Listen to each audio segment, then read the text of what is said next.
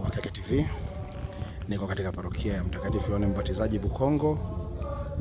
Ni simanzi vilio, majonzi na masikitiko kumpoteza baba wa parokia hii. Niko pia na mwanakwaya, naomba ajitambulishe majina yake matatu.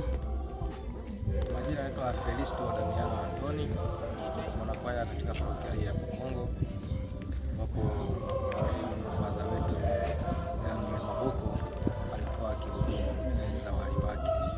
Pole sana baba na msiba. Asante sana, pole kwa kanisa. Asante baba. Baba padri alikuwa ni mtu wa aina gani?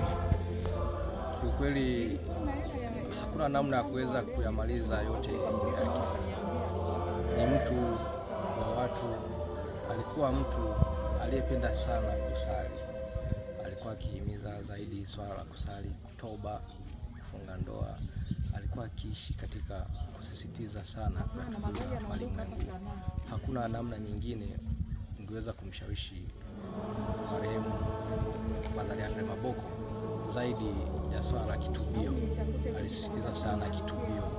Huu ndio ujumbe uliobeba sana maisha yake hapa duniani.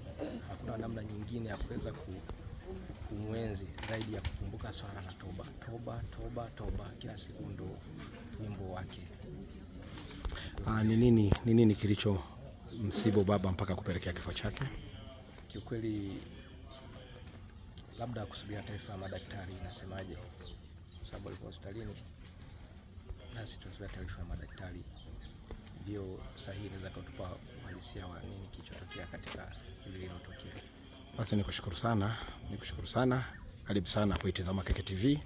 Muda wote ingia YouTube, subscribe, comment na share. Karibu sana.